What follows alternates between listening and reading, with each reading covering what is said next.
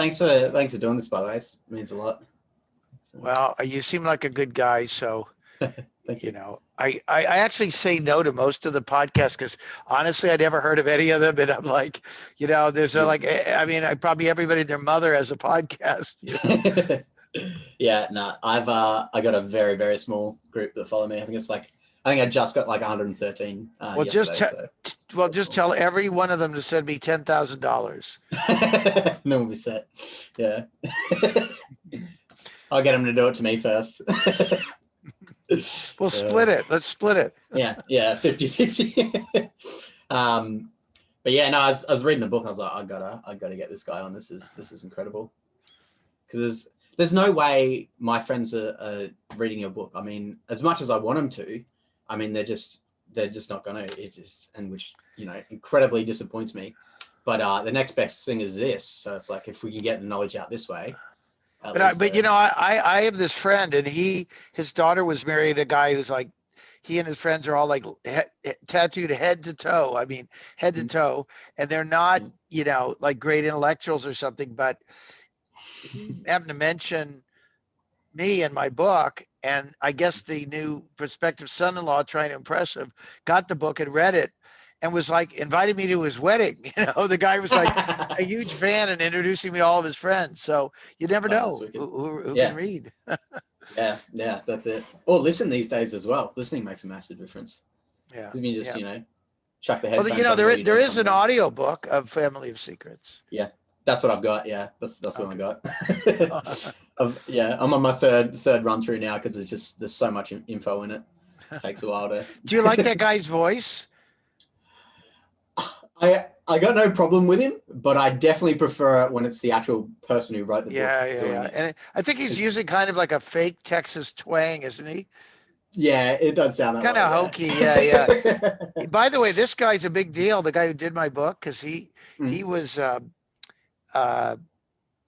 he did like Thomas Friedman's books. He's like, wow. And paradoxically, or perhaps appropriately, Thomas Friedman, I believe, was like in a CIA training program or something before he became a New York Times columnist. I think. I better look that up so I don't get sued. Let me see. Defamation. I'm gonna Google it. Google has all the answers. It's I'm not even surprised. I'm not even surprised with how many people are in the CIA anymore. I mean, it's just not even. It doesn't shock me, which is I don't know if that's more scary or not, but yeah. I was reading something, I think it was like 2 weeks ago, and they were saying that there's now 4.3 million top secret clearances in the States alone. So 4.3 million top secret clearances that we'll never know what they're doing. I don't know why I can't get one.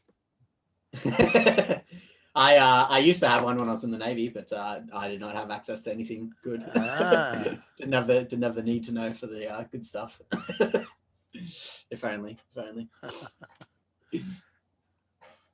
yeah, like 4.3 million. That's like a quarter of my of the population here in Australia. So it's almost one in 4 people having top secret, which is I can't even fathom that. That's insane. Who knows what they're working on? Exactly. Yeah. Well, I can't find anything on Tom Friedman and the CIA, probably because people game, the big people know how to game Google. So anything interesting is like buried. You got to go DuckDuckGo. Like my website, and then my Wikipedia is always under attack by some troll who's always putting slightly, negative stuff on there. Your website didn't even come up when I Googled it. I had to. They got it removed. Oh, you mean from Google? Yeah, so so in the URL I just typed who, what, why, and nothing came up in Google. But then I just added .com on the end, and it took me straight to your website. Wait a minute, who, what, why? Why? Yeah, it did it for me. I don't know. I just Googled it. It came right up. Yeah, you may have a different Google to me. I think they're tailoring it these days. Yeah, but seriously, did you try it now? So what comes up? Yeah, I can. The first one that comes up is whowhatwhy.org.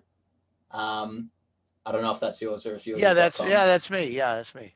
Okay, and then it goes Yeah, and it's just got all these random ones, and at the bottom of the page, Yeah. it says Ross Baker. But before all that, it's got like Flex Jobs, Oh, shit. CJR.org, Yeah. I gotta get that Business fixed. Okay. Insider, Okay. Facebook. All right. Yeah. Quite interesting. Yeah. I was thinking if we wanted to kind of like start it off talking about original Bush Senior, and then kind of go through like his life and how he was involved in the CIA at the beginning, or at the beginning. Okay. And Yeah. then kind of By the way, how he gets probably on. because of my voice, I'm probably never good for more than like an hour or 90 minutes, maybe. Okay. Yeah. Yeah. No, fair enough. I have problems with my vocal cords right now, not just today. Yeah, So, yeah. Well, I'm hopefully if it goes well, I can have you back again in towards the end of the year or something, maybe next year. If we get enough fan mail. Oh well. Yeah. So because I mean, a lot of my friends, they know some stuff about Junior, but I mean, I can guarantee you that none of them know anything about Senior. And I mean, to be honest, before reading your book, I didn't know too much about him either. Like I'd heard things here and there, but after reading the book, it's like, oh wow, this guy was pretty full on, pretty highly connected. So yeah, if we can kind of, do you maybe want to start off by saying who you are and a bit about who, what, why, and then we'll kind of kick off from there. Oh, okay. Do you want to ask me or you want me to just talk? Yeah, just I guess just talk. Yeah, so if you just want to introduce yourself. Okay. So yeah, I'm me, and I am a journalist and an author, and first and foremost, a human being, or at least I try to be. And I like my journalism to reflect that by, corny, old-fashioned concept, but I try to do the right thing, basically. And that's very hard to do in life, and it's very hard to do in journalism because journalism turns out to be more or less as shitty as everything else. It's full of people, and it's got a system and a bureaucracy and a elite like everything else. And if you do stuff they don't like or whatever, they don't really wish you well. So it's challenging. It can be challenging. But anyway, let's see. I've been a journalist since the 1980s, and I got interested in the Bushes. Well, I don't say interested in, but when George W. Bush was president, it was basically destroying the world with his Iraq invasion and all that. I became interested in investigating him because he was looking like he was on his way to re-election, despite what already was clear were lies that he'd put out to basically trick the U.S. and its allies to going to war. And so I wanted to know more about him, and I did a bunch of stories, but I found it hard to get them published. People were like, "Oh yeah, nobody cares," like they already assumed the worst about him. So whatever you dig up, doesn't matter. And so I was like, well, that's pretty depressing. And so I did get pieces published here and there, but it was quite difficult to get through the sort of blockade, the knowledge blockade. And then I thought, wow, maybe I should just create my own media. So I started a nonprofit organization. It's called the Who, What, Why. And it's actually that's not the name of the nonprofit. We have a parent nonprofit, but that's the name of the entity, Who, What, Why. And I just started it with nothing, and it was just me and a friend, and gradually built it up with no funds. We still have virtually no funds. We have just enough to kind of keep the lights on and give me a salary so I could live, and about 20 other people, all not paid well enough, but we do what we do, and it's been a number of years, and it's growing, and we're very fortunate. We now have a whole cadre. We got over 200 people. Most of them are volunteers. They're skilled people who, have a day job working for the man or whatever, and they're able to afford to put some time in here. And so we've got, professors and scientists and, lawyers and engineers and programmers and all kinds of people, researchers. I don't know if it's ever been done before, but it's pretty cool, and it keeps us independent. We also don't accept any advertising, so That's the key. corporations don't, hold anything over us. There's no like investors or stock price for people to worry about, or how many clicks. I don't have to take my shirt off or something to get clicks. So anyway, yeah, so pretty cool, and we do what we do. My personal interest is in what used to be called, before Donald Trump ruined the term, the deep state, which is an interesting concept. And Trump ruined it, of course, as he did with everything. He basically stole the term and then mangled it, sort of falsely claiming that the deep state was like everybody who was against him. It's partially true. It was like the only good thing the deep state ever did was to go up against him. But the deep state is basically, the concept is like in any society, you have sort of an elite, I don't care if it's Australia, whatever. I mean, I watch Rake, so I know about Australia. Do you ever see that show, Rake? Rake? No, I haven't heard of it. No. Oh I my don't watch God. much Australian TV. Yeah. Oh my, no, this thing is brilliant. It's brilliant. It's about how corrupt Australia is. It's magnificent. Oh, hell. It's about a lawyer who's like this total wild guy. Anyway, Rake, R-A-K-E. It's just brilliant and super funny. So every society has like all these like, shitty people who are, born rich or whatever, and they cheat, like Donald Trump Jr. and Ivanka and everything. They all like cheat, and I suppose Biden's kids too, probably, and they get ahead because of who they know, and then once they get in, they want to keep what they have, so they essentially sort of conspire with their friends to get what they all agree on, and there you go. There's the deep state. So it's kind of always there, and it's people in the military and intelligence agencies, regulatory bodies. By the way, I have to apologize. I think my diction sounds funny because my dentist got me to do that stupid Invisalign thing. You know what that is? Do you have that in Australia?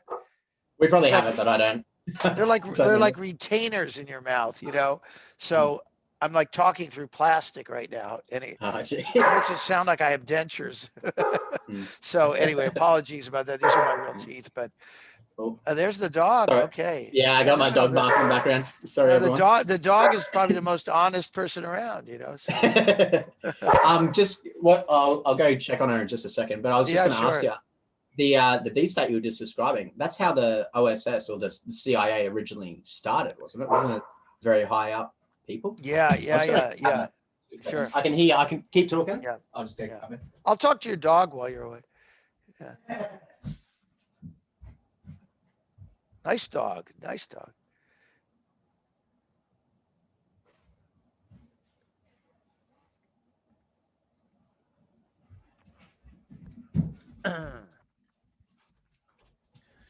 I'll just bring her in here with me so she can go. Excellent. I put my glasses on. Now maybe I won't. Okay.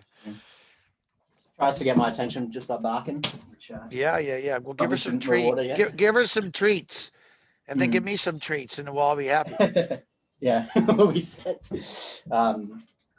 Yeah. So is that how the OSS started, or was that?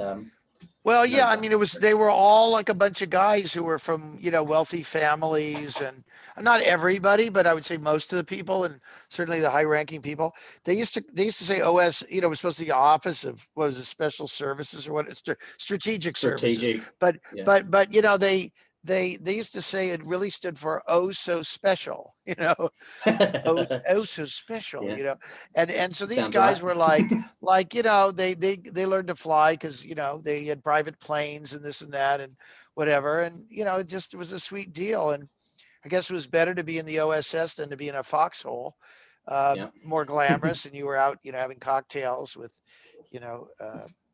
Mata Hari types and whatever. So so that's what they did. But I mean, historically, I don't think it's so true anymore, but the CIA and all of these things, the elites and like the Navy, like, I don't know if you know this, like wealthy guys would try to get in the Navy. That was supposed to be the thing that impressed the girls, and you wore those dress whites, and it was like cool. Yeah. So anyway, that's always what now the deep state, the concept is obviously changing because now you got people who who run big companies who are not from these same elites. They might not be, white Anglo-Saxon Protestants. They could be from India, or they could be Muslim or Jewish or whatever they are. But, then gradually they get invited into the club because it's like, hey, this is somebody I do business with. And, he's not my exact cast, but he's okay, Yeah. so let's Their bring him game. in, let's co-opt him. I'm sure they're all going after,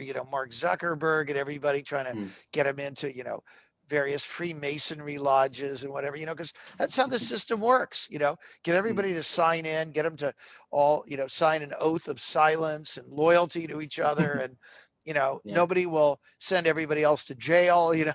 So I Yeah. mean, that's how the system works, and that's really the concept of the deep state, was sort of permanent bureaucracies within institutions, who kind of, it's not an organized thing, but it's a culture, and they there's kind of some consensus is formed. It's kind of like who should and should not be invited into the country club. It's like Mm. that. Yeah. And I Exactly. think those things always exist. And a guy like Obama comes in, and he's kind of probably sort of okay to them, because he went to all those Ivy League schools. I mean, it looks like his Hmm. mom, by the way, worked for the CIA in Indonesia. Yeah. I So was going to ask you they about that. probably figured, this guy is like, he's liberal kind of, and he's kind of well-meaning, but he'll, he can read the writing on the wall, and he's not going to mess with us too much. And I mean, He a didn't. lot of my He a lot of didn't. my research shows that he did mess with them a little bit at the beginning, but it went bad for him, and then he stopped. And Jimmy Carter messed with them, and they kept him to one term. So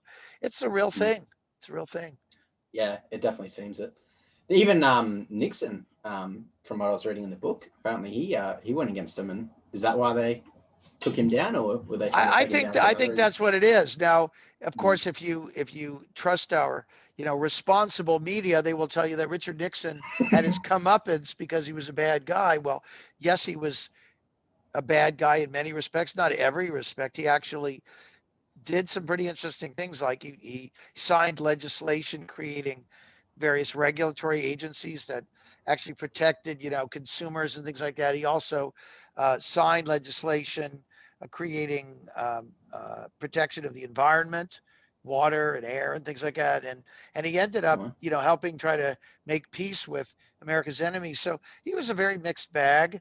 Personally, mm. kind of a dirty guy, kind of scheming, probably not a strong moral compass, but sounds like a lot of politicians. And Yeah, all of them. I think he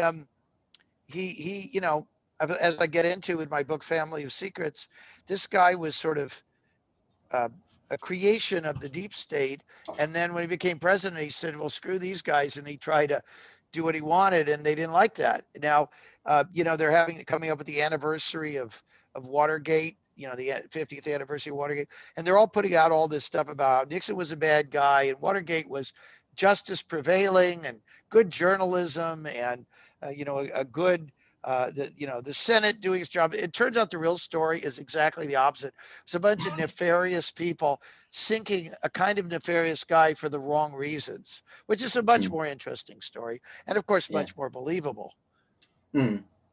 Yeah, you were saying, well, in the book, you were saying that just the sloppiness of the people breaking in was just, the most unprofessional professionals that there are Well, they breaking obviously in. did that deliberately, because these guys Yeah. were in fact professional intelligence officers, hitmen and stuff.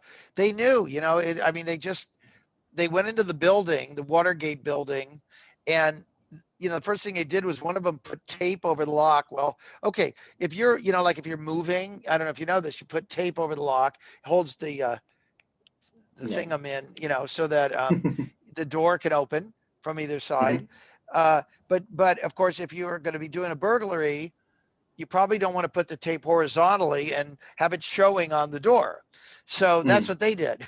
So the guard comes along, dum de dum de dum de dum, the security guard, low paid, and he sees tape on the door. He probably figured somebody was moving, but he thought, can't allow this because it's bad security. So he takes the tape off and he goes away, and the burglars come back and see the tape has been removed. So he put it back again the same way so he could see it again. Well, either they suddenly, had a massive drop in IQ or something else. But even Nixon was like, this looks like they did that deliberately. And, what he heard about the burglary, and exactly right.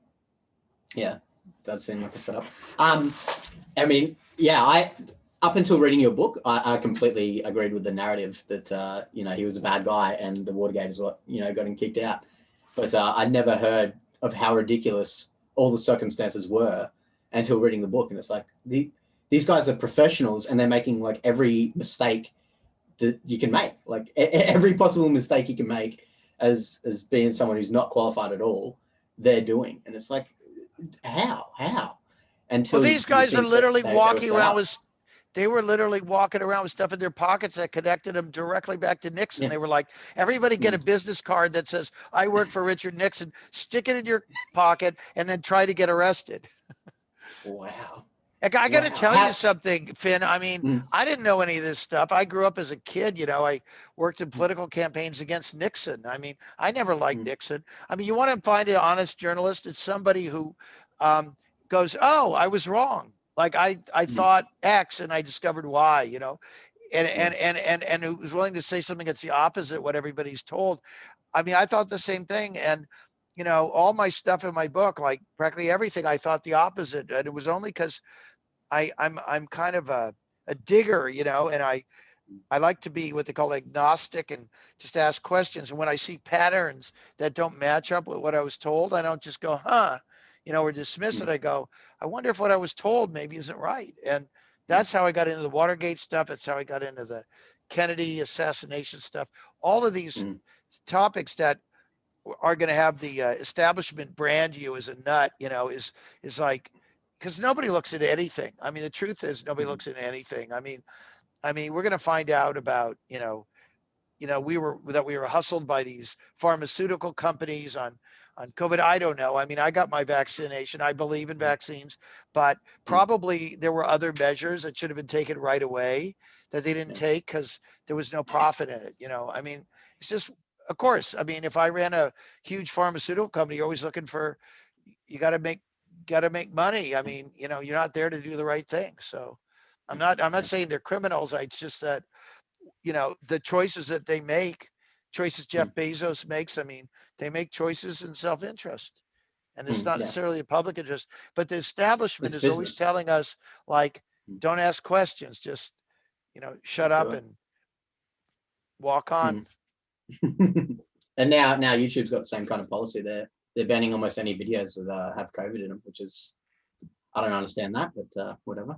That's the way it is, I guess. Well, they were all put under pressure. This is the consensus achieving machine, and all those places, YouTube and everybody, are under pressure, Facebook and everything. I get it, because see, the problem was everything's always very extreme. So the Trump people just make everything up. I mean, 95% of what they say are outright lies.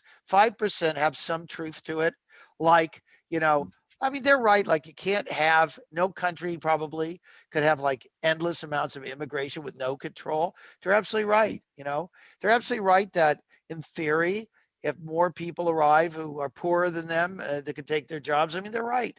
It's potentially possible. But I don't know what Australia is like, but our country has a lot of people born in the US who are just lazy as can be, and they don't want to do that kind of work. So it's all more complicated. It's all more complicated. Yeah. They're also not interested. I'm sorry to get off the topic, but I guess everything's on topic. It's like they also don't talk about like why all these people in Latin America are migrating to the US. I mean, might any of it have to do with the fact that the US killed their leaders and and put in these dictators who were like perfectly happy to ship all the bananas up at a fraction of their actual value and all those precious minerals and everything else. They basically, stole the mineral wealth, the natural resources of those countries. And of course, these people are poor. And then there are all those death squads who were trained by guess who are going around still to this day, killing everybody. And they got to get the heck out of there. So they come here. But I mean, like, again, like the Trump supporters, like they don't know about any of this stuff. They're not interested. They're all watching, cat videos or, playing violent games or whatever. They don't know about any of this stuff, and they're not interested. And so it's not, I guess it's not their fault. They're They're ignorant. But my point is, then the Trump people can just manipulate them and put out totally fabricated stuff, and they all share it.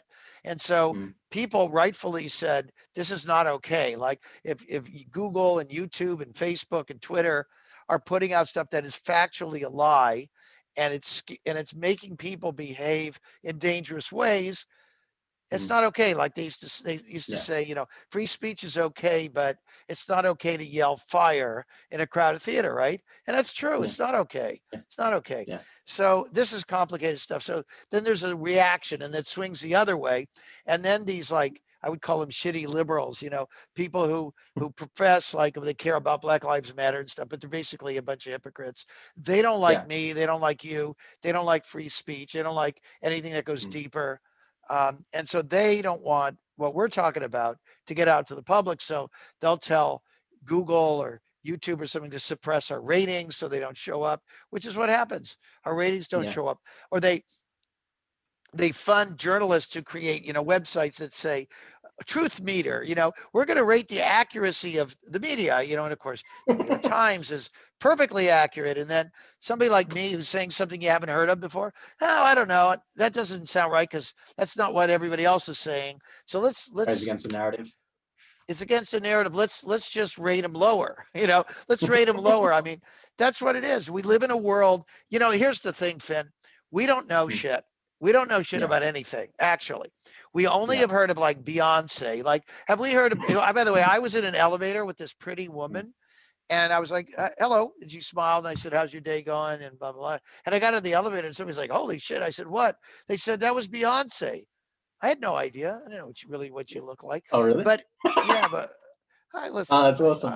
I'm in my cave, but I'm looking at all the books. I mean, I'm busy, you know. But the point is, like, all we know is corporate constructed stuff. Like, there's, you know, you can go to like any bar and hear some magnificent musician, but you don't really care about them because they're not singing at the Super Bowl. You know, it's like everything is determined by money and all this stuff. And yeah, Beyonce's talented. Okay, they're not going to put somebody not talented, but is she really like the most talented person in the world? I mean, probably not. You know, so I mean, you know, it's like New York Times. Is it good? It is good. You know, I've written for them here and there, but I mean, it's good. No, there's a lot of good information there. I mean, they don't make up the weather, and they have a lot of good stuff there, but they were like really late. They were going like, oh yeah, Iraq has weapons of mass destruction. They were going like, oh yeah, the US is winning the Vietnam War. I mean, they were wrong about like everything historically, but over time, like everybody's impressed. Like you get the New York Times tote bag, you know, and then it makes you look smart, you know, like they're propagandizing to everybody. You know, if you're like 16 years old and, you know, you're in the advanced, I don't know what they call it in Australia, we call it advanced placement, the advanced classes in high school, you know, everybody else wants to try to seem dumb, but you guys want to seem smart so you can signal your virtues. So you're carrying that little tote bag, you know, with the elite brand on there, right? Whatever, I don't know what the equivalent is in Australia, but it's the exact you know, same. Yeah. You know, it's the same. So they sell these things around this self-conception that you're well-educated and cultured, but you're not. You don't really know anything. And you know, the New York Times bestseller list. Well, what is that? You know, and where does that come from? And you go up to all these places where they go to the beach. Wealthy people go to the beach. You know, we have these places, Martha's Vineyard, the Hamptons, and stuff. And you walk along the beach and like everybody is reading the same book. But then you go to some place where people are like dirt poor. Well, hardly anybody's reading a book. The people who are reading books are reading like really interesting, like old random books that they found for 10 cents on a used book sale. And it's like, you know, it's my book or it's whatever, you know what I mean? So in a weird way, like people are supposedly like not so successful, not so educated, are like much smarter and better informed about how things work. Pretty interesting. It is, yeah. It's strange as well seeing things like the Washington Post now as well get bought by Bezos, and now it's like, well, how can you trust this site anymore? This paper if it's owned by this, you know, quarter of a trillionaire. It's yeah, ridiculous. I mean, to in their defense, they know that that's a weak spot, so they've been making an effort to, you know, kind of go after him or report on him. Though I have to say, I don't think they're really going after him very hard. They're doing stories about the, you know, they had to do stories about the union you know, the effort to create a union and an Amazon warehouse. Obviously, they have to cover it. Everybody's covering it. I mean, if whatever, they have to cover it. But like, I doubt they covered too much about, you know, what kind of a guy Yeah. is he, and the real power he has, and the threat to like everything. If, you know, one guy like out of a James Bond movie, you know, Yeah. he even looks like the Bond villain, you know. I mean, it's He like, does. Yeah. this guy is. And by the way, I'm just kidding, Mr. Bezos. Yeah. Please Yeah. continue Yeah. to We publish love my you. We book, love you. because my book, you know, listen, It's on order. thanks to him, my book is out to the Yeah. world. You know, if it Yeah. wasn't for Bezos, look at me Yeah. sucking up. You know, if it wasn't for him, Family of Secrets, people wouldn't be able to like click it in 1 minute, be able to be listening to the Get it. audio book or whatever. So it's a mixed bag. Everything's a mixed bag. Same thing with the Times. The Times is pretty bold on some things, does a pretty good job, but again, it's got all these hyper ambitious people who, you know, paid their dues and stuff, and they kind of know like what lines not to cross, what are the issues that like the elites you think are okay to kind of talk about. Like the Times didn't cover civil rights or the problems black people have. They didn't cover that. Now it's like de rigueur in liberal circles, so they're all out Wow. there doing all that stuff, you know. Yeah, I was listening to Eric Weinstein. He was talking about how the news department at Times basically went to shit as soon as they moved the advertising people to the same department as the people who told the news. Because it used to be run as a negative. News always used to be run as a, you know, they'd lose money from it. But now it's got to be profit. So it's kind of skewed Yeah, what I stories think they tell. that's wrong, and I hope that doesn't mean he won't invite me on his Mm. podcast. But um, you know, I think that's wrong. I mean, the New York Times was like terrible. I mean, if you go back Mm. like 50 years, everything in there was like all their columnists were like friends of the head of the FBI who was leaking, you know, stuff for his own advantage. You know, I mean, it Mm. was not Wow. great. I mean, it was better than the other papers, which were like Mm. unbelievably atrocious, but it wasn't like a bastion of true courage and whatever. I mean, even the stuff they get credit for, like where they went after certain demagogues, you know, they had already, the CIA had already decided to go after the demagogue, you know, and then they gave stuff to the Times. I mean, a lot of those big papers, they ran and still do, they run on leaks. They run on Yeah. leaks, you know, people. I mean, what is, you know, why do people read the New York Times and Washington Post? Because they have stories first. Well, how do they get the story first? Because a powerful person gave it to them. Why did they give it to them? Because they want to influence public opinion and action. Yeah. And Yeah. I'm not criticizing that. I mean, I wish more people leaked to me, but they don't. So I have to go out and earn an honest day's living. You know, I Yeah. gotta dig it up myself. The Project Veritas team, they seem to be getting a lot of leaks lately. Past like couple of years, they've been really taking Yeah, off. that's a pretty But sinister freaking bunch, isn't that? Those are it's really bad people. I mean, mm, they're like overtly. I mean, the New York mm, Times are like on a scale of 1 to 100. New York Times, you know, comparatively, are like 80, and Project Veritas is like negative 4,000. I mean, those are like a bunch of punks who literally have like no soul. And some rich people were just like, hey, little boy, you want some candy? And you want more candy? And here's what you're gonna go do, and go after and do hits on our enemies. I mean, just mm, utterly, unspeakably yeah. atrocious. It's well, I mean, it's still better than what we've got over here. Like almost 100% of the media here is owned by Rupert Murdoch. Like and especially here in Queensland, he actually owns every single paper here in Queensland is owned by him, which is, I mean, I don't know how anyone can read it without, you know, thinking that it's biased. I mean, it can't not be. It literally cannot not be biased towards him. It shouldn't even be It's, legal. You know, it should it not be shouldn't. legal. I agree. Unbelievable. I agree. He must I have bought the completely agree. government. That's why they don't regulate that, you know. Yeah, yeah. The I don't know if you would have seen this in America, but our government, you know, our government just put forward this thing called the ACCC, which is where they're trying to get paid for putting articles up on Google or Facebook or whatever. And the people putting it forward are all friends with Rupert because he was losing money. In 2019, he lost 40% of his revenue because of the online news. People weren't going to it anymore. So he put his friends put forward this bill to get it so that they would get paid, regardless of if people clicked on their ad or not. If people went to the website or not, regardless, they would still get paid. So Facebook basically just called the bluff, and they were like, well, fuck you, we'll just cut it. So for 3 days, there was no Australian news at all on Facebook. And I think Rupert kind of backed off a bit there. He was like, "Oh, okay, these guys can actually challenge me." So that was interesting. That's the first time we've seen a kind of a That's pushback kind of against like Rupert. bad versus bad, though. It's like, I'm sure Exactly. they Yeah. both had nefarious Of purposes. course. Yeah. Yeah. And in no way is Zuck a good guy in the scenario either. In no way. Do you want to get back to talking about Bush Senior though, and kind of how Sure. Yeah. If it sells he books, let's started do and it. Yeah. yeah, get the information out there. So Yeah.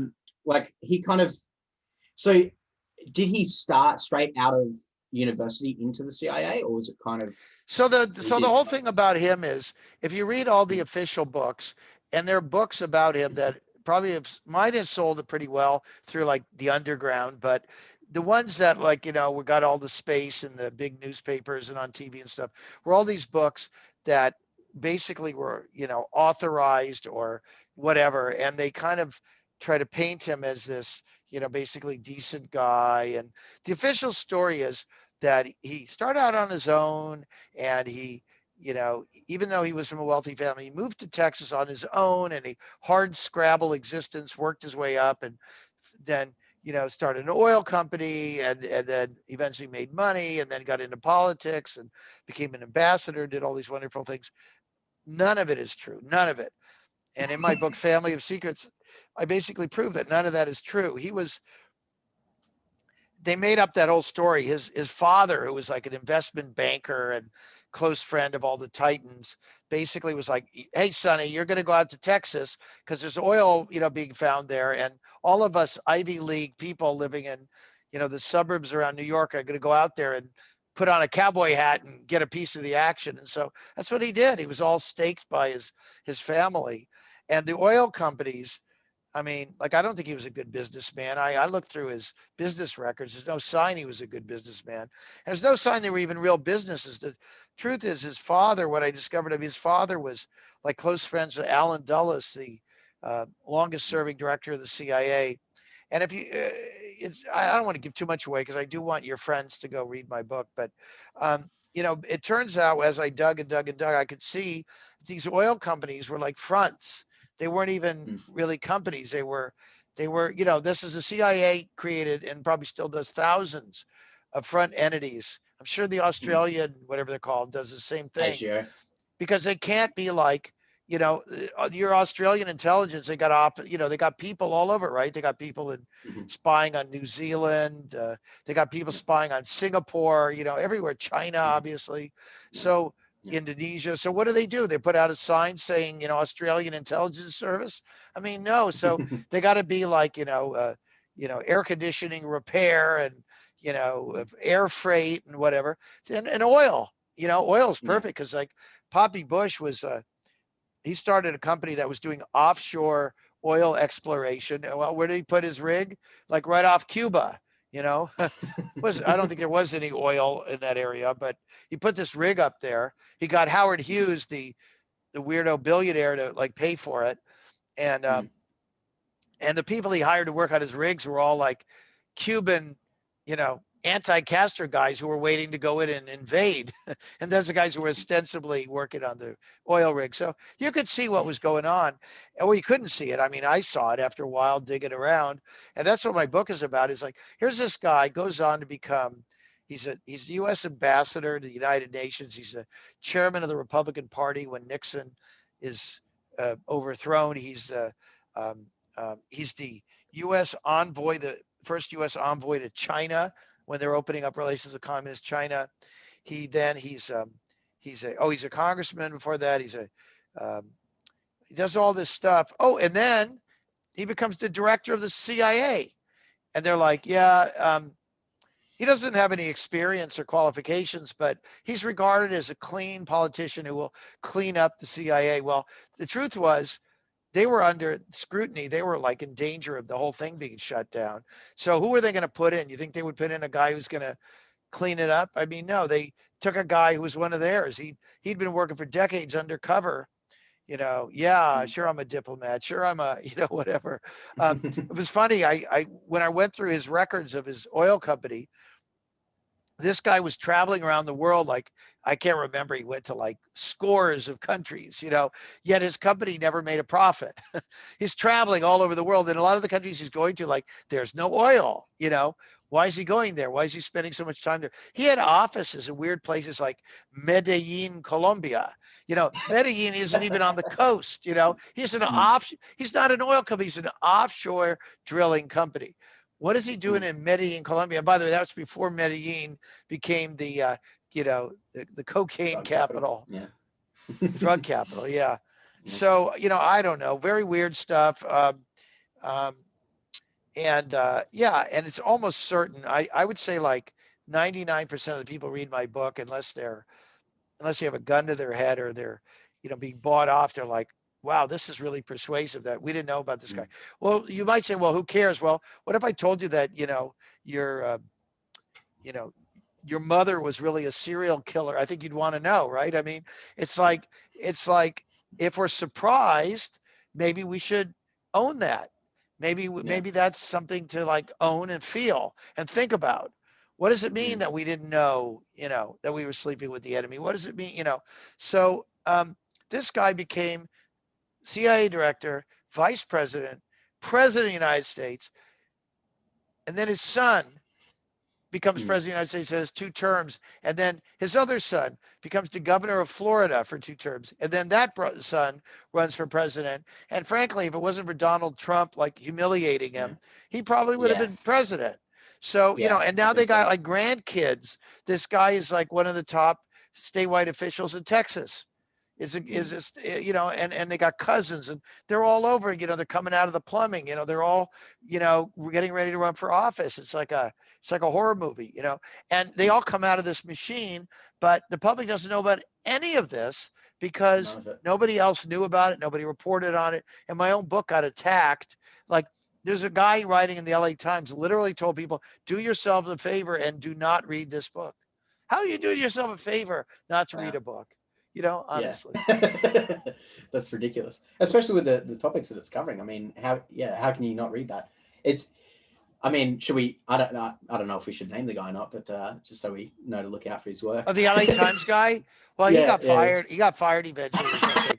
But he was some shady guy, and he was like the press critic. He was the press critic. I mean, put a dishonest guy in as a press critic. I guess he could try to sue me. But the thing is, I mean, this guy, it turned out he was friendly with a guy I implicated in my Watergate chapter. So that's corruption right there. He should have named that. He should have said, I'm friendly with this guy. Instead, he said my stuff was crap, and he didn't mention he was friends with the guy. When Bush was running, I think I was reading this in the book. I can't remember where I heard it. I think it was the book, but it may have been somewhere else. And they were saying that none of the other news companies were reporting on his military service. Like it's like it wasn't relevant that he served like no time at all, even though you're talking about the son, George Jr. The second Bush president. Yeah. Oh, unbelievable. Why? This guy like didn't serve during the Vietnam War, and he and his dad were like huge advocates of sending soldiers in to die for fighting against these people in Vietnam who, whether you agree with them or not, that was their country, and they were fighting for their cause, and they all were like George Jr. used to get in arguments in college. Of course, he got into Yale, even though he was just dumb as a brick. He got into a really difficult school because of the family. So, but he was always arguing with everybody and calling them, weenies or whatever, because they were against the war and he was for the war. And so then he doesn't, then he gets, when it's his turn, he's like, how do I get out of service? You know this drill, right? So he gets into this, National Guard, Air National Guard, which is where you fly a plane. It's like practicing, domestically. In theory, you could eventually be called up to go to Vietnam, but they actually put him in a plane, if you can believe this, in a plane that when they would call up Air National Guard people to go to Vietnam, they wouldn't call him up because, oh, well, he was trained in the wrong kind of plane. It's not useful in Vietnam. Well, how convenient was that? So they're so sleazy. They got everything wired. They got everything figured out. It's just like totally chicken shit and dishonest. And but anyway, he's in the National Guard. He's got this sweet thing. He does his training. Like, by the way, he didn't even do the normal basic training everybody does. They somehow skipped it, and he goes right into like being trained on a plane.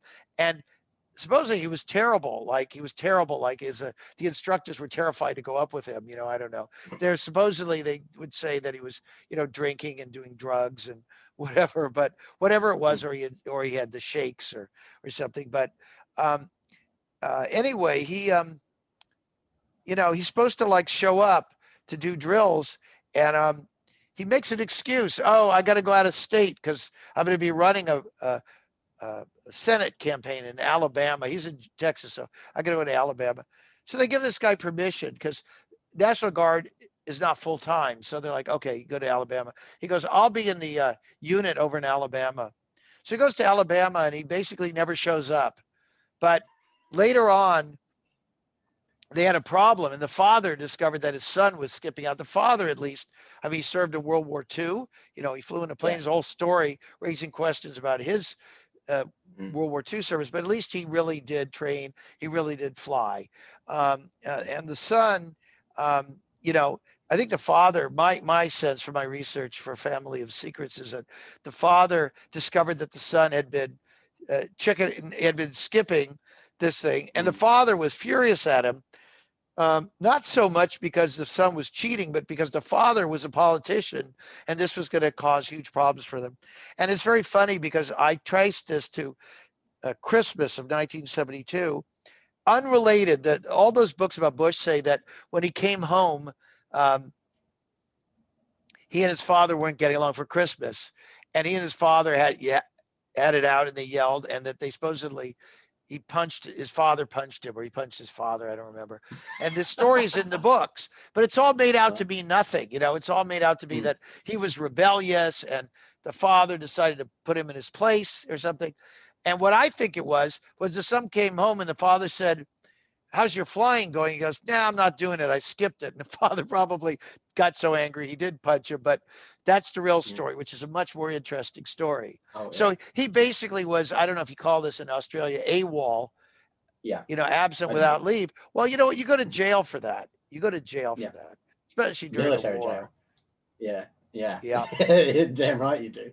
And then, but my question though is, why was there no one reporting on this? Why was his opposition when he was running? Why were they not just spamming it 24/7? Because I feel like America would not have elected this guy if they knew that. A lot of this stuff was not known because of, who would investigate this stuff. I mean, it would be journalists mostly who's supposed to do it. That's the main opposition, problem. I would assume. Yeah, they probably did some, but it's interesting. Like, if they dig up something bad about somebody and they try to push it, if the media is in the tank, then the media will criticize them, like for dirty pool. Like, oh, that's not fair. How dare you question that guy's military service? That's cheap. They turn it around and then they use it against the messenger. So these guys are experts at propaganda. I mean, I'm super interested in propaganda. And again, I hope your friends will read Family of Secrets. And there's a lot in there about propaganda, how the public mind is shaped. And there's a lot of stuff with the media, like, everybody's supposed to get in line and agree on whatever the consensus is about anything, which is why the Trump people get mad because they don't like, woke stuff or whatever. I mean, we should be free thinkers. We should be able to think what we want and say what we want, But I think some of these things, they were like if they said, we think that George Bush, son of a president, was a cocaine fiend. I mean, you kind of can't say that. You kind of can't say that. Yeah. I mean, Donald Trump, I hear lots of stuff about him that I've never heard in the media. I think the media historically always covered that stuff up. Look at John F. Kennedy. I mean, they never reported on any of his affairs. I mean, he and his wife were practically not married except for show purposes for his entire presidency and more. He had all these illnesses, Kennedy, and they hid it, or they were out with him, hitting on girls with him, I mean, so there's media collusion in this stuff. And also just like people are like, like I used to be told by editors, yeah, well, we can't really do that story. You know, can't do that Yeah, story. It's too tough. that's interesting. So it's kind of like a mentality that that kind of stuff just doesn't get covered. Well, But the that whole stuff can thing literally is turn an election. the whole thing is like they used to say in Australia, like cutting the tall poppies. Do you know that term? Mm. Yeah, yeah. You know, like don't stand out. Like when you're in the media, it's like Mm-hmm. do the same thing as everybody else, but maybe be a day early. You know, like you're headed in the same direction, but you win the race. But don't don't be heading in the opposite direction and expect those people to salute you, Yeah. right? So I mean that's Mm. how it works. Like the media would have reported this stuff if a critical mass had formed around it. So the way it has to work is like everybody's alone. You know, if you discover something about, I don't know, vaccines or whatever it is, if you discover something and you're going to say it and it's the opposite of what everybody's been told, you right away would be persona non grata. You would be a nut. You'd be ignore them, you know, ridicule them. Mm. But if like a second person then reported the same thing, and then a third person, and then some famous doctor, and then whatever, that it starts, people start going, huh, I wonder what's that noise over there in the corner, you know? And then eventually the thing changes. Yeah, wow. That's interesting. So that I would assume then the CIA would be quite interested in getting its people inside that then, because then they could control exactly what narratives were put out there, especially if That's you only needed a probably the first one. number one thing in Mm. intelligence is controlling narratives and controlling Yeah, information flow, because yeah, you control that, you got everything. I mean, I think it's even more yeah. important than like plain old spying, you know, because Mm. spying is trying to get information, but why bother getting information when you can create the information? Yeah, yeah. Create the stories. We got the NSA as well now, so they already know everything. If we can jump back to senior though, the one thing which I had honestly never questioned ever. The other things I had, like if George Bush was a good guy or not, I'd question that because invading a country is pretty evil.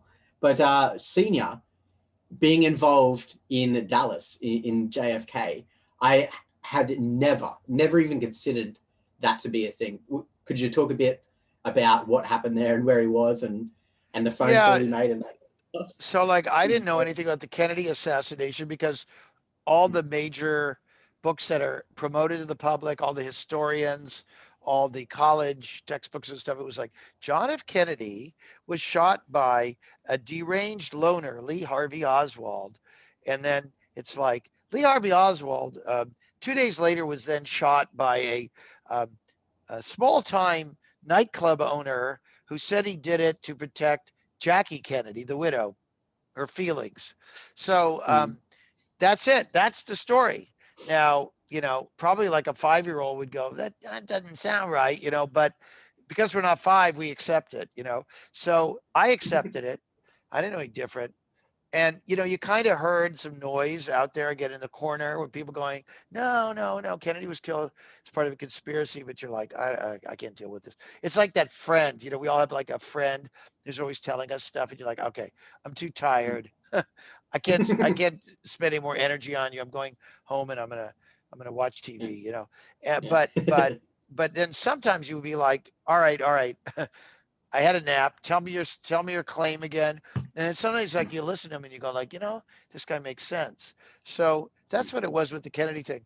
I was just investigating the Bush family, trying to write this story of who they were and how they came to power and why they did the things they did. It was really just um, me just being curious and looking at the books that were out there and going, I don't see that anybody's like figured this family out. So I read elsewhere that Bush had been interviewed, Bush Senior, and in a like totally bland, benign interview, they asked him. I don't know why they asked him just about his life, and they said, you know, you've seen so many things, and let's. They were going through different things, World War II and stuff. They said, John F. Kennedy shot 1963. What do you remember about that? Where were you when you heard about it? Right? Could probably think, and he'll say, I was. You know, I was at my office and the radio was on, or somebody came running in. We were all really upset, and everybody went home, and I was glued to the TV for the next few days. But he goes, oh, you know, I don't remember where I was. That's all he says. Mm. So, he obviously wasn't expecting a question, and everybody was like, Yeah. WTF. So that was in another book, but nobody really followed up on it. And Just to kind of I give don't, some like story on that, like for everyone watching this is probably my age. So if anyone watching this, remember like 9/11, everyone remembers what they were doing on that day. And like it's ingrained into our memories. It's like we know exactly where we are. So if someone asks you where you were and you say you don't know, it's bullshit. Like it's straight bullshit. Everyone remembers. We saw that for every day for weeks. It was ingrained into us. So it's like there's certain things like that, like Pearl Harbor, yeah. like so huge red letter days. People remember at Mm. least those things. So when I used to do a lot of public speaking, and I would say the audience, I mentioned that the Bush said he couldn't remember who he was, and you would hear the audience all start like chortling Gasping. or Yeah. yeah, gasping. And then I would say, and then you'd hear people from the audience saying out loud, everybody remembers where they were. So I said, Yeah. okay, how many of you were over the age of 5 in 1963? And then a bunch of hands go up, and they'd say, keep your hands up. All of you who don't remember where you were when you heard. Now, how many of you were over 5? I said, when, in November 22.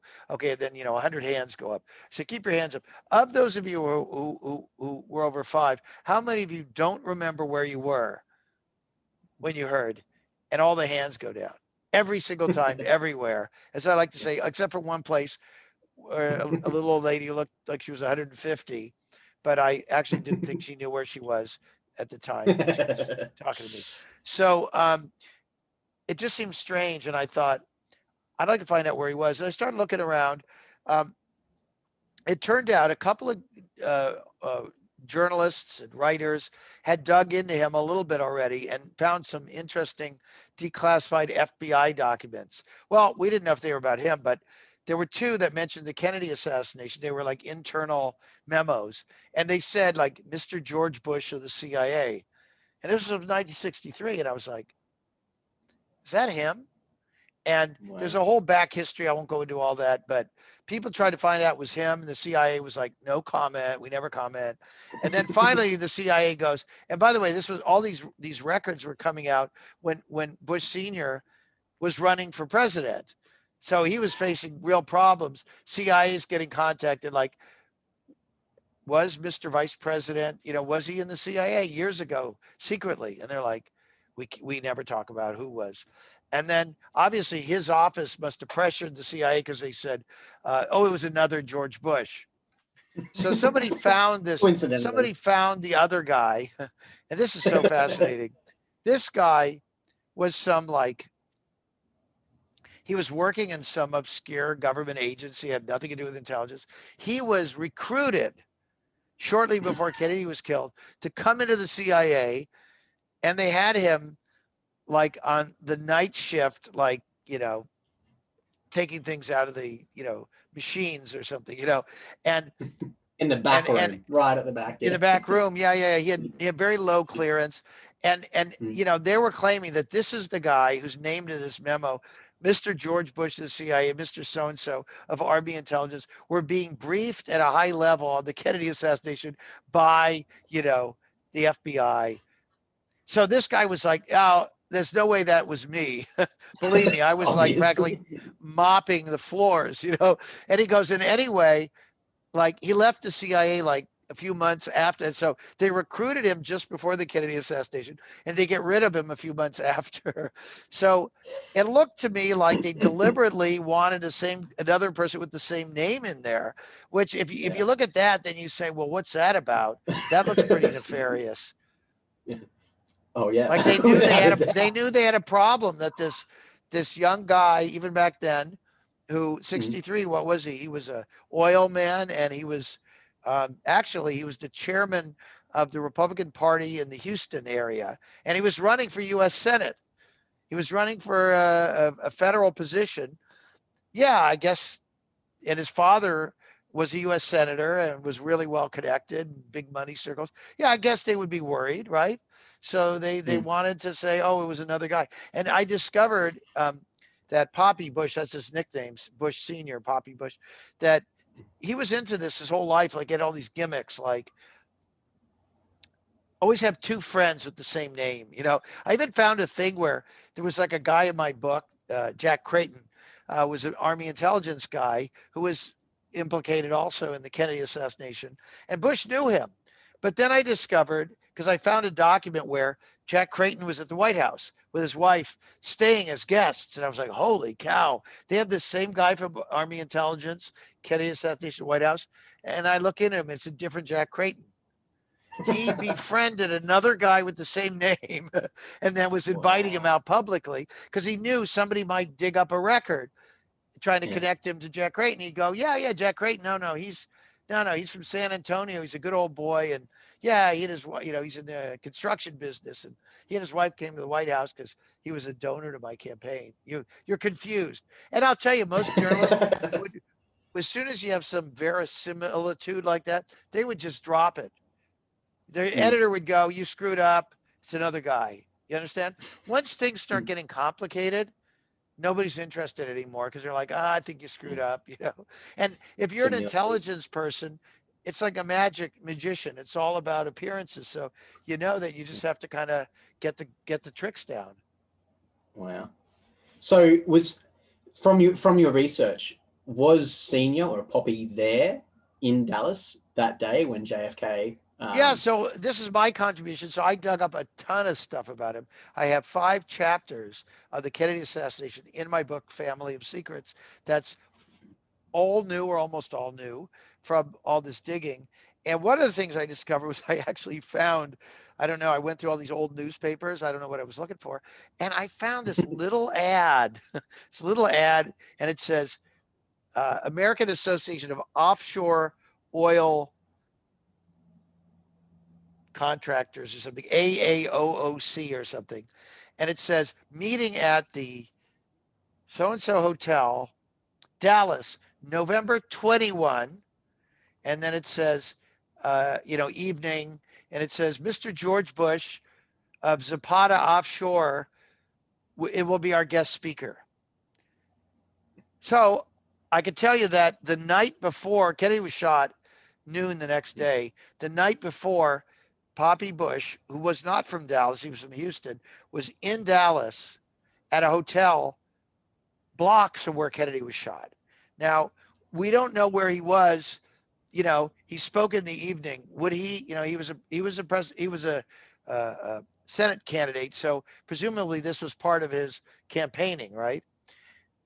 I would guess if I were him or I was a campaign manager, I wouldn't necessarily rush to put him on a plane that night to go home. You'd say he's already here in the evening. Why do that? You have him stay over, and the next day you have him finish up some things and then go home at the end of the day, maybe. So we found out that in the afternoon the next day, he was not in Houston. He was in a place called Tyler, Texas, which if you look on a map is like not too far from Dallas. It's a bit of a drive, but if you're on a plane, a private plane, it's a short flight, say maybe 20 minutes, 15 minutes.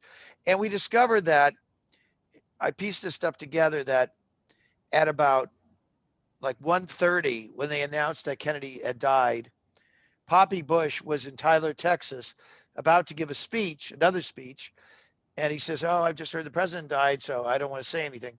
And he leaves. He says, sorry, and he leaves this luncheon. It's hard to believe they were even at lunch anymore. They already heard that president had been shot. It's kind of a weird story, but they're all there, the Kiwanis Club. And then I find this weird thing where there's an FBI memo that was declassified, and it says, Houston FBI office to headquarters at 1:45 p.m. We received a call from a man, Mr. George Bush of Houston, an oil man, saying that he had heard the president had been shot and he wanted to offer some information that might be useful in our investigation. Now, keep in mind, this is the same man who would go on to say he couldn't remember where he was when he heard that Kennedy was shot. But in fact, he not only knew where he was, he's calling American law enforcement to say, I might have information about who shot him. Now, out of the entire population, what percentage do you think called the FBI saying they had information? I mean, it Zero. was closer to zero than 1%.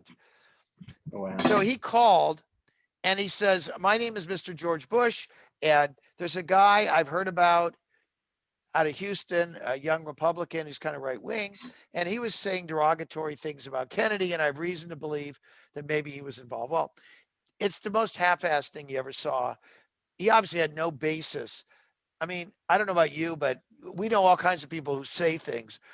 Unless you know that the person had a loaded rifle and was headed to Dallas and saying, I'm going to shoot the president, you wouldn't assume that some guy from another city that's hours away was involved. And you wouldn't call and rat him out for some random speculation. So the FBI takes a report.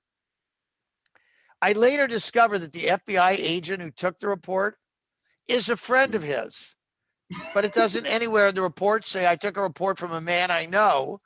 He leaves that out. So you know that this whole thing is rigged. And then I look into the guy that he ratted out, and I find out that it's unbelievable. This guy is not only known to Bush. Bush said he didn't really know him, he only knew him a tiny bit. It turns out this guy who he's ratting out works for him. He works for him. He's like putting together like, Poppy Bush lawn signs, and he's hanging this guy out to dry. But the guy didn't get any trouble. Why? Because a man drove to that man's house. The guy, by the way, who Poppy accused of maybe being involved is named James Parrott, like the bird parrot. And he says, so James Parrott, I don't know where he lives or whatever. Well, he doesn't know where he lives, but Poppy Bush's chief assistant in the Houston area Republican Party drives to the man's house, James Parrott, and goes, hey, I need you to come with me. And he goes, what's that about? He goes, I need you to come with me. And he drives him to the office, not of the FBI, but the Secret Service. And the man says, I understand that you guys may be looking for me. And I just want to say, I'm here in Houston. I've been in Houston all day. I was at my mother's house, and the guy who drives him says I can vouch for him because I came over to his house earlier and gave him some, lawn signs to put together. So he couldn't have been involved in anything. Well, so here's Poppy Bush's assistant and this young guy clearing the young guy of anything so he doesn't get any trouble. And flash forward decades, and the guy's like still, helping the Bushes out, So it's like they all cobble this thing together, and then you say, well, what's that all about? And the only thing I could ever conclude was that Poppy Bush, just like he needed another George Bush in the CIA, and he needed this and he needed that, and he was probably, speaking to the oil men in Dallas as an excuse why he was in Dallas. So now he needs an excuse. If anybody discovers he's in Dallas on the 22nd, they're going to say, well, he couldn't have been up to anything because he's calling the FBI trying to help. And more importantly, in the call, this is the most important thing. In the call, he says, I'm Mr. George Bush. I'm calling from Tyler, Texas, and I have some information. What is Tyler, Texas? Tyler, Texas, Finn, is not Dallas. Yeah, he didn't say, I've just come from Dallas where the president was shot, and I think I know who shot him. He says, I'm in another city, but I remember a guy saying something. It's such a bullshit story. Yeah, go ahead. It's so when I this may be a stupid question to ask, but he's calling the FBI. Are the FBI able to trace where that actual call came from to know he was from Tyler? Or is it just written down that that's where he said he was? I mean, it's 1963. Yeah. I do not know what the technology was then, but I think they probably could have. Yeah, probably no. Oh, and then the best thing of all is that when Poppy Bush is like president or whatever, and all these JFK records are supposed to be released, because there was a uproar about that there was a cover up. Oliver The Stone made the movie movie. came out or something. Yeah. Yeah. Yeah. And then Congress got all motivated. They almost unanimously passed this bill ordering that all the records be released. It's the only time I think Congress ever agreed on anything, Democrats and Republicans alike. And so Poppy knew that whatever was in the records might come out. So Barbara suddenly publishes her memoir, and in it, it's all this uninteresting stuff. And then suddenly it's like 1963, November. We're in Tyler, Texas on the campaign trail. I'm at the beauty parlor and I'm under the hair dryer and I hear on the radio that Kennedy's been shot. And then she's like, oh my God. Oh no. In her memoir, she publishes a letter that she wrote on November 22 to her family. And the letter literally says, dear family. Now, it doesn't say to my children or, Biff and Whoever. Susie or dear mom. It says, dear family. Family. We are in That's Tyler. how I address all my letters. That makes sense. We are in Tyler, Texas. And we're writing you a letter because we're away for a day. So we thought we would mail a letter, right? So the letter says, dear family, we're here in Tyler, Texas. Oh my God, I just heard on the radio the president's been shot. Terrible, terrible. And she actually says, I just hope it's a left wing nut, not a right wing nut. She really writes that in there. Now, I'm thinking, you're writing what to your 12-year-old? I mean, who are you writing this to? Family. And well, no, you know what? She was estranged from her sister. She wasn't talking to her parents. Her husband's with her. Her kids are teenagers, and most of them are away in prep school. So where do you send a dear family letter? And by the way, why do you still have a copy of that letter? Yeah. I mean, so it's a complete BS story, obviously. it's a total BS story. And then she says, she doesn't mention that where Poppy is. She just says, I'm under the hairdryer. And then she says, before she mentions the Kennedy session, she says, oh, it's been a really nice week. We had lunch. I had lunch with Doris Ulmer. Now, I'm such a fanatic about details. I thought, well, who's Doris Ulmer? Why is she mentioning her? So I go online and go to records and start looking up Doris Ulmers, and I find, 5 of them. And I'm like, nah, nothing here, nothing here. And I look at each Doris Ulmer to figure out like who they're married to and stuff. On the 5th one, bingo, Doris Ulmer, her husband is Alfred Ulmer, CIA. He's like the head of overthrowing people. Wow. This guy was involved in like the coup in other countries, obviously. in Indonesia, Sukarno. He was in Greece, he was in France, where they were trying to have assassination attempts against de Gaulle. I mean, this guy's unbelievable. And so I realized Barbara Bush, without saying who Doris Ulmer is, she implies that, family know who this woman is because she's such a good friend of the family. But you see, Doris Ulmer and her husband didn't live in the United States. They lived abroad. So what is she having lunch with them for? She should say they were visiting from abroad, but she just says we had lunch with Doris as if it's like their neighbor, Yeah. So she did lunch with Doris Ulmer. She doesn't mention Al, doesn't mention what Al does for a living. And I realized this is Poppy creating another one of these tricks so that if anybody says, we know that you were seeing Al Ulmer, he says, oh yeah, we're not hiding it. I mean, my wife wrote about it in her book. Yeah. She mentions lunch. It's out there. It's out there. Yeah. So that's what this guy did. And I regret that I never got to meet him, Poppy Bush, because I think he probably liked me and appreciated me because I seem to be somebody who actually figured out that he wasn't this like milk toasty, harmless guy that he was made out to be. I think he could never, of course, own all this, but I think he was secretly pleased that in his later years he was like through my book and various other things, he began to be seen by the informed 5% of the electorate of the populace that he was like a much more heavyweight dude. Yeah, it's scary as well how similar his rise is to Putin's rise as well, because Putin headed the KGB and then became, president. So But the difference very was that the Russians are supposed to be so shifty, like just say that, like they don't. He doesn't yeah. dispute it. You see, they didn't hide it.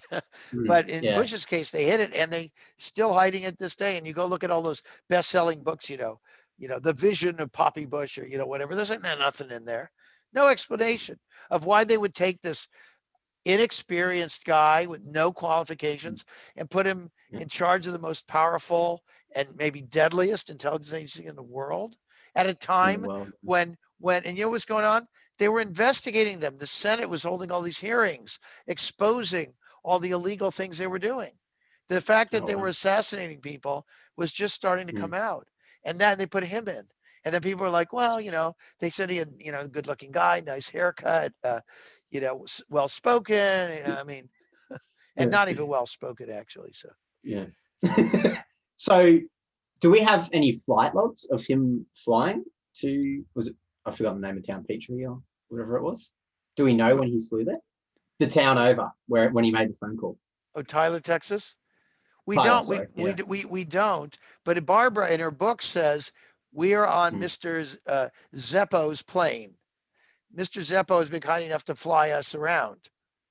Now, again, this is what they call a limited hangout. It's a intelligence concept, which is you put true information out that's harmless to protect you, because you see, if Russ Baker comes along in Family of Secrets and says he was in Tyler, Texas, he was with this guy, Mr. So-and-so, he was with Al Omer, they would say, yeah, it's all in their book, you see. And so if I said, no, that's the limited hangout, they would go like, what are you talking about? You're just sour grapes. That's how stupid people are. You can get away with it. But the thing was, she says we were on Mr. Zeppo's plane. She calls him Mr. Zeppo, as if the children or family know who Mr. Zeppo is, and no first name. Why? Doris Ulmer, but Mr. Zeppo, no first name. And that's so nobody can trace him. And I kept looking for Mr. Zeppo.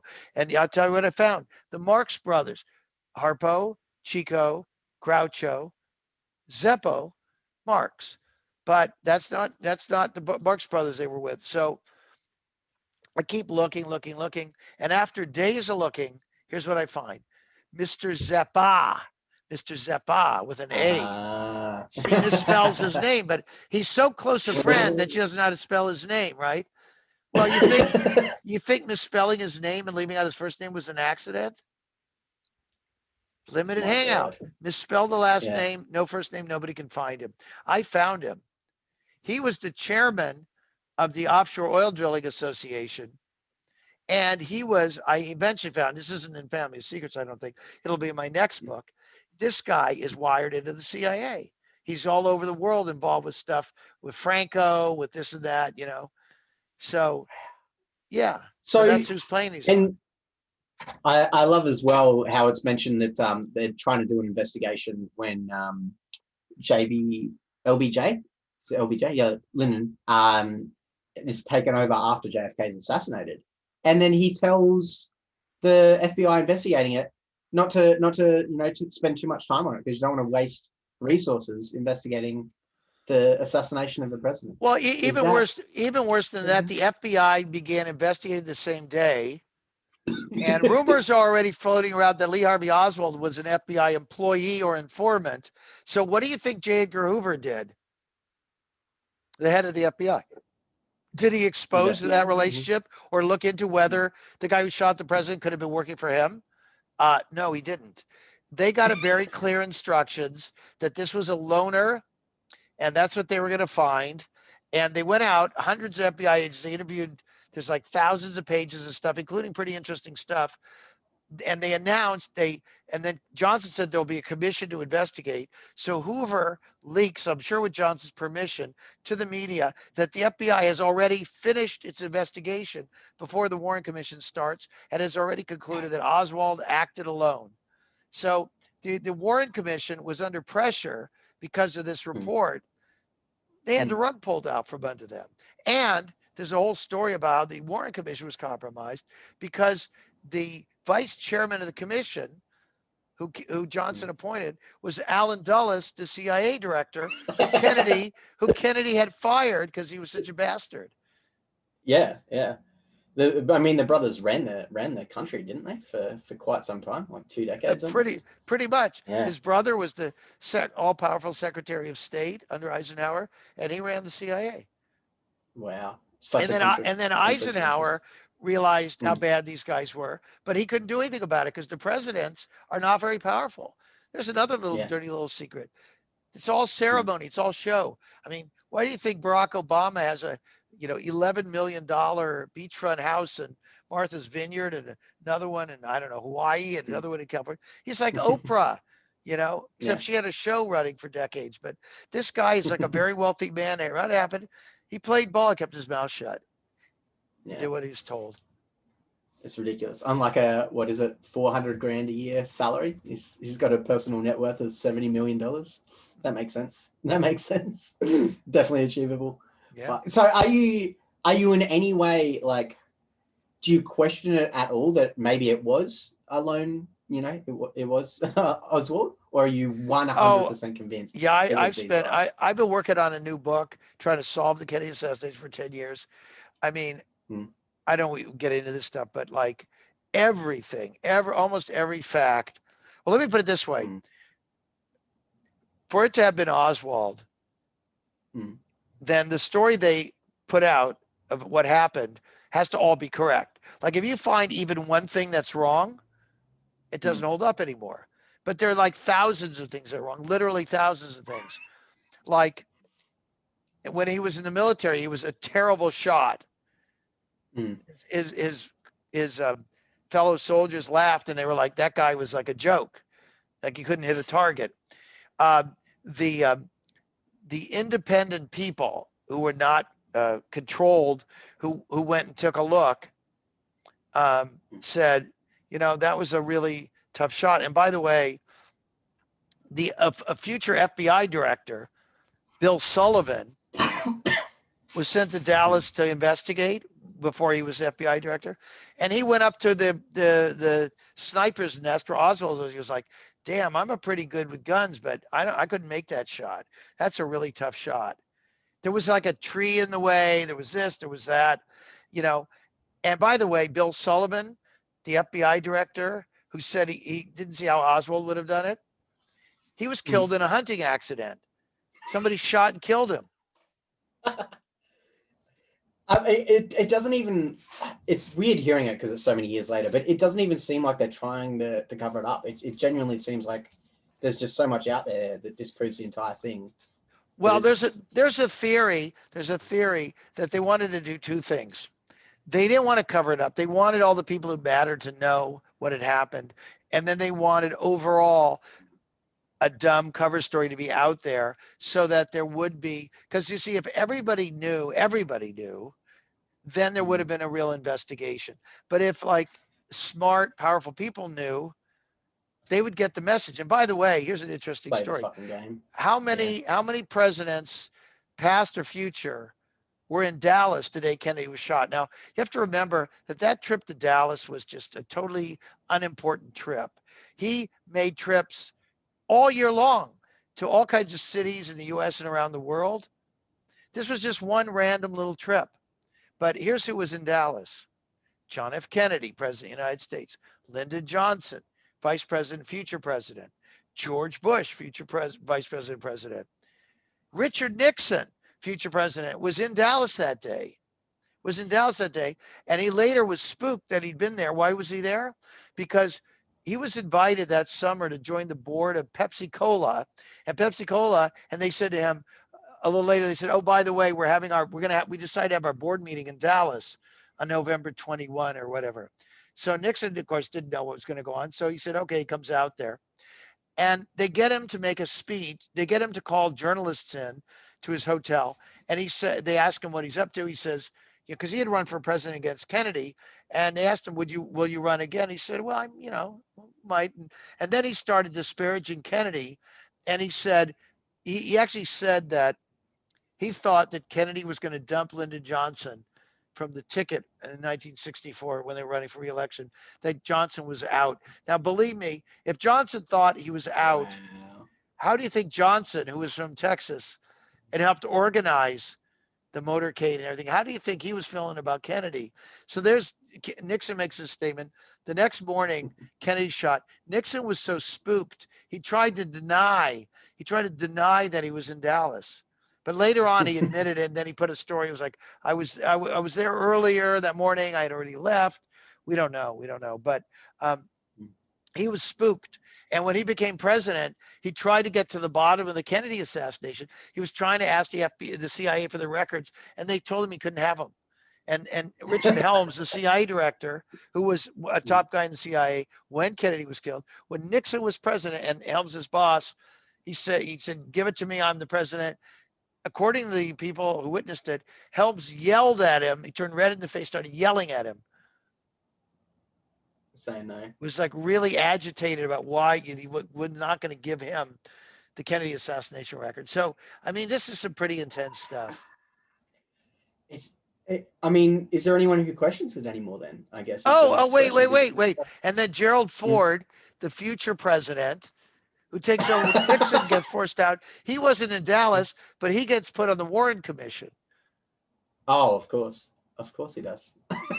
And he's leaking stuff from the Warren Commission back to J. Edgar Hoover and the FBI. He's telling them what's going on inside their meetings. So is there any evidence he used to work for them then? What's that? It'd have to be if he did. He used to work for the CIA then. Oh, this is the FBI. Ford. I'm trying to remember the details. I know that some places say that maybe he did. I think I looked into it and I don't think there was evidence that he did. But, he was connected to people who were very close with the FBI from a young age. So he was certainly in that milieu, and he was close with those guys. Shit. So everyone's been connected to this in some way then. So basically 1963 is essentially when the CIA took over the government then, the president spot. I mean, basically. Now, there are people, and it's a very powerful, very well-respected people who have told me in so many words that was the end of true democracy in the United States, if there ever was one. That, the idea that somebody could run and do, Franklin Roosevelt, and you have to know, all these guys, like Franklin Roosevelt was from a very wealthy family. He was he worked on Wall Street, he did this, he did that. He was approved, the Democratic machine and New York supported him, Woodrow Wilson, they all were, these guys get picked. All you got to do is watch those fictional movies, where there's a guy gets called in a room and they go, you're going to be this, you're going to be the next Pope, right?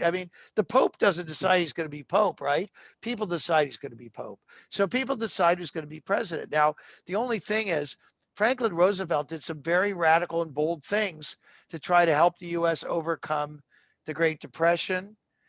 He did some very bold things in relation to World War II and lots of other things. So, he introduced socialistic practices like, not compared to Australia, but the U.S., as you know, we don't have medical care provided, but we do have what's called Social Security. We do have Medicare, which is something was introduced for the elderly, so they can get medical care, but not the rest of us. So Roosevelt was very radical, but there were assassination attempts planned against Roosevelt. And in fact, one of them was called the Wall Street plot, the bankers plot. And who were the bankers who were trying to get Roosevelt overthrown? They were the friends of banker Prescott Bush. They were all the DuPonts and all these people who said, this guy's got to go. So this is nothing new. President Garfield was shot.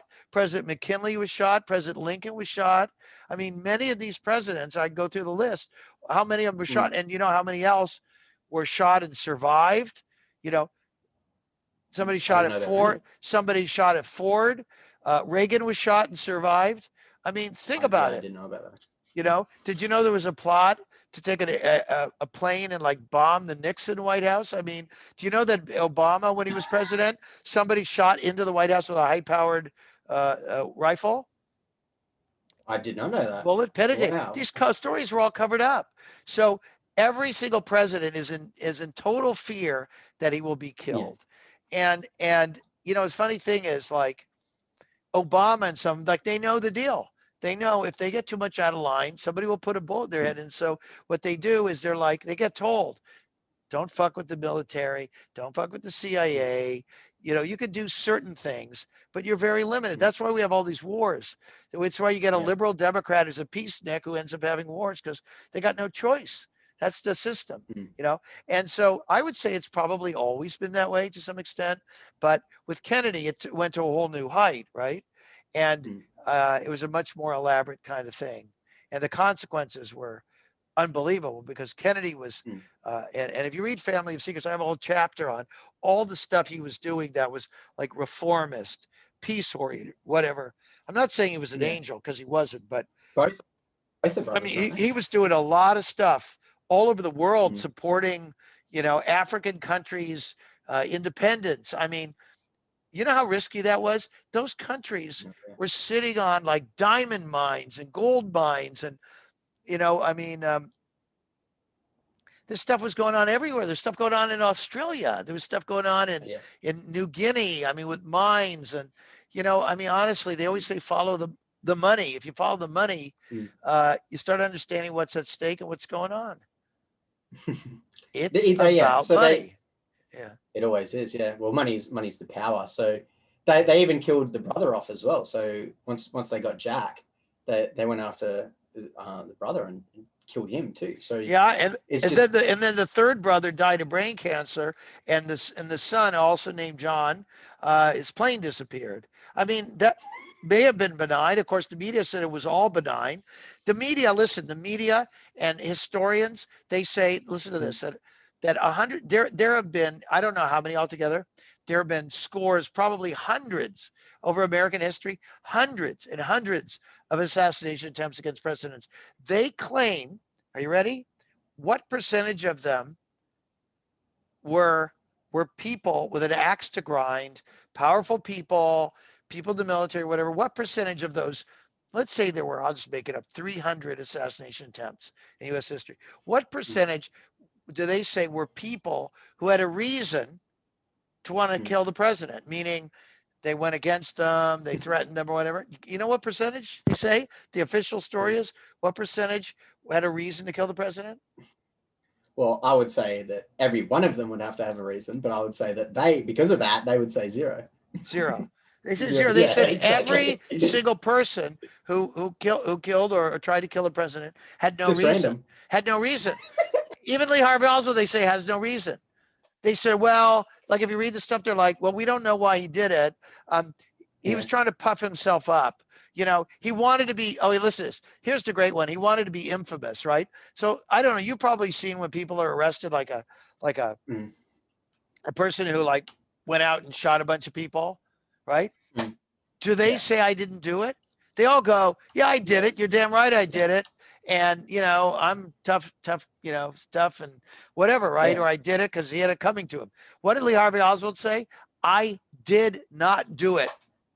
Yeah, I was set up. I was a patsy. Now, how is this a deranged maniac who's looking for glory?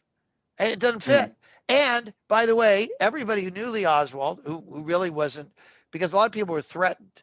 And I've interviewed them. These people were threatened. Tons of people were threatened and told, you got to say this and keep your mouth shut. The people who knew Oswald, who were honest, said he was a big fan of Kennedy. He used to talk how much he liked Kennedy. Fucking hell. That's nuts. I've not heard that before. Yeah, no, there was no reason. There was no reason.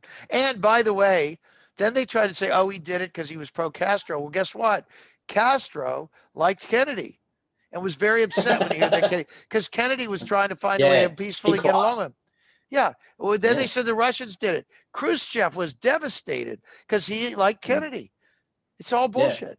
Total bullshit. And yet, trying to bring peace. And yet to this day, go on Google, go to Wikipedia and see what they say. The real story is of Kennedy. Go and read the best-selling books by Doris Kearns Goodwin and all these eminent historians who are trotted out on CNN and all this stuff. They always have the same people on. Every one of them tells the lie. Yeah. And there was another fact I heard as well. I don't know if this is true or not. But Zapruder, he, please, I don't know if this is going down a conspiracy hole or not, but he was also a Freemason. Is that, I don't know if you know about that. Is that correct? Have you heard of this? They were all Freemasons. J. Edgar Hoover was one of the top Freemasons, the head of the FBI. Actually, in my new book, you'll see they were all Freemasons. The man who owned the building that Oswald shot him from, the head of the newspaper that ran Dallas, the mayor, the police chiefs, every single one of them were Freemasons. All of them, like 100%. I'm not making this up. The head of the Army Intelligence Unit, Secret Service people. I mean, they were all Freemasons. What does that mean? I don't know. I'm sure there's some very nice Freemasons. It's like a club people join to get jobs and get connected. But when you're in a club, you're already in it's like going to Yale or Harvard or whatever. It starts narrowing you into an elite. And then if you move up in the club, you get more and more secrets. It's like Scientology, you get to the higher level, you pay enough money, you get to the higher level, and you get, you find out the emperor has no clothes. But yeah, I mean, these guys, and by the way, the highest rank is called 33rd degree Mason. And a lot of these guys were 33rd degree Masons. Holy shit. So they were legit all of the top people. So the point is, when you're a Mason, you swear to secrecy. You swear to never rat out your fellow guys. There were sections of Freemasonry in Italy, which was mafia, because it's the same code as the mafia. Just keep your mouth shut. Same one.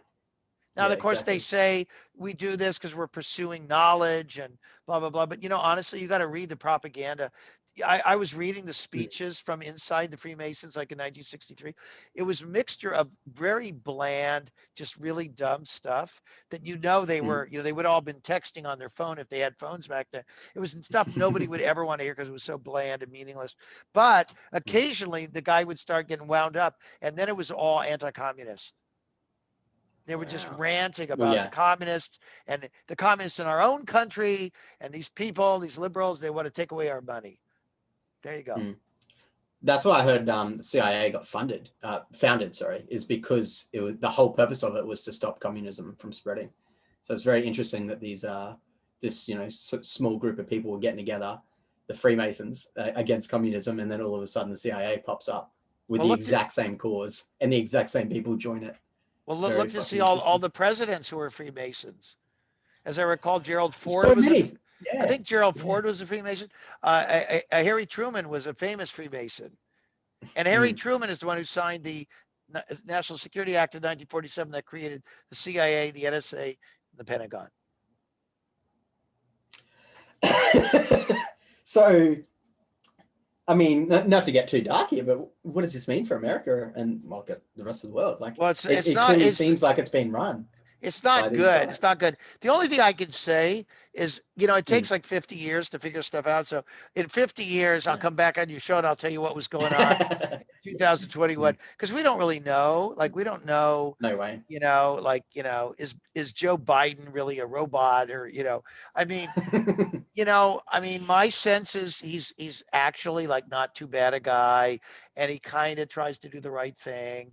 He probably, I don't know how smart he is. He's smart enough to know that he's not going to mess with the CIA or the Pentagon either. He was Obama's vice president. Sure. He saw what happened.